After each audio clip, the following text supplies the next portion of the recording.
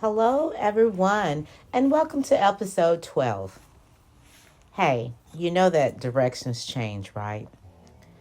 They do. And it all started with that one little piece of Ajuga. I decided to go ahead and plant an Ajuga border here because why not? And when I began to dig, guess what I found?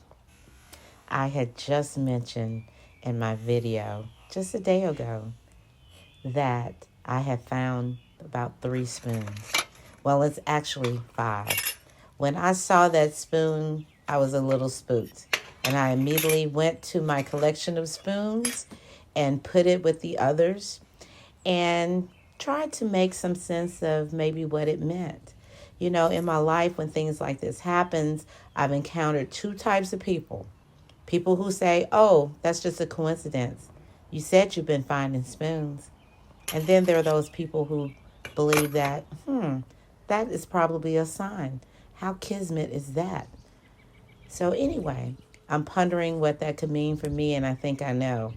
But I have that one piece of Ajuga, and of course, I need a lot more.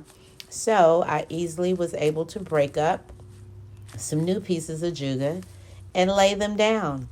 And you're probably going to be saying, why are you doing this so haphazardly? Well, there are about 4 reasons why. Number one, Ajuga will root just about anywhere. I think I'm taking it for granted that it's so easy to grow. The other thing is, every time I come over to this wall, I see spiders. And the other thing is, I know it is the path that a lizard takes. And the other thing is, when I tilled the soil, it broke up so easily that I was like, the moles might live here too. So I wasn't trying to spend a lot of time there. So, of course, it's only fair for any plant to try to amend the soil a little bit. And what I did was added some around the pieces.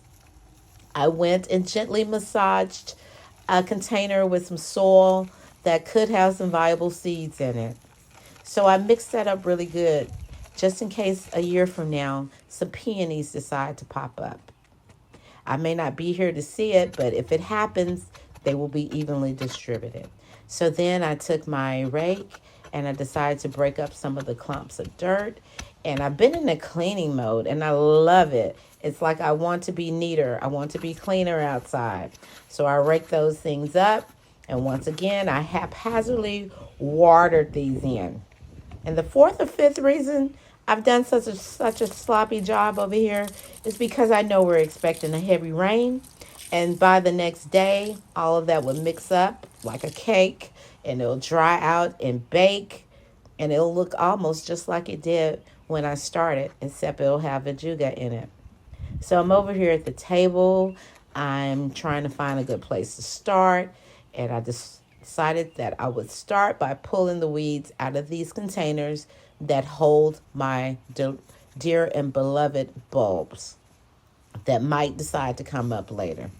And I'm weeding the top of these pots and preparing to move them over to another space because I want to clear this table once and for all. And when I say clear, I mean make it neat and only put things I need on it until it's time to do something with those things. So guess what? I knew that my propagated rose bush most likely had some roots. And I knew I was taking it out prematurely, but I just had to look. And as the moist soil fell away, I saw that it wasn't as many roots as I thought, but I was already going to just up pot it, and that's what I've done. Those 2 lovely pieces of rose bush are now in some containers and will stay there and develop some roots. And my only regret is that I did not take 6 to 12 cuttings or even more. I could have 12 little rose bushes had I disciplined myself. So I've used those wooden slats that I took up in the last episode and built a little makeshift bench to hold these items. And as you can see, each time I return to the table, it's looking better and better. So then I took the broom and decided to sweep it. Should I ever eat from this table, I know I will remember all the things that happened on this table, including my cilantro. It's over with, and I've said goodbye for good. And a little dog toy that I found once upon a time back here in the yard, it's there. So now I'm looking at all of the different things that need a place eventually or need to be handled. These gumfrina need to go in some type of pot. Um, I have, believe it or not, 5 zinnias at least. I have at least one purple. I have a couple green ones and a couple pink ones. Which is which, I do not know. And of course, the beloved Ajuga pieces that I'm just turning into little portable carry-on pots. And today, as you can see, that's the Ajuga that was haphazardly planted along the wall or the house. And I'm not growing impatient, but I have a lot of anticipation for my first phlox bloom. As well, the rose bush is looking even better than it did yesterday. The zinnia seedlings are getting taller each day. And this container, surprisingly, just keeps looking better and better as well. And look over here, the gumfrina inside of my trio of trailing plants is looking great. The Tradescantia, I know it will eventually open once we get a little sunlight. My impatiens are begging for a little bit more attention. The Liope, I have problems saying that sometimes, it's really growing and putting on a lot of growth. And I can't wait for these impatiens to catch up a bit.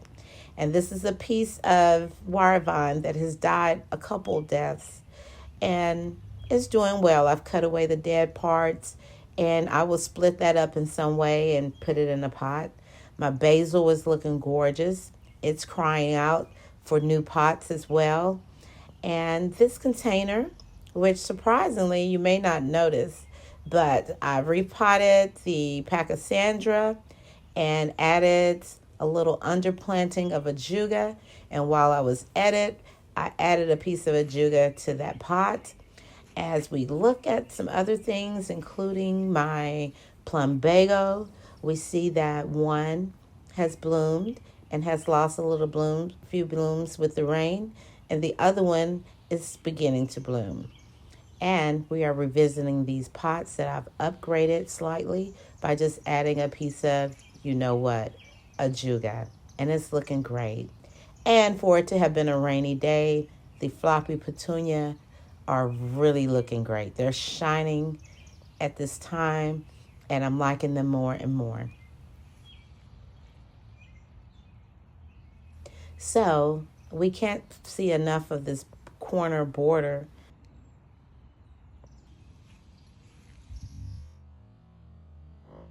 The hosta is silently playing its part in the garden.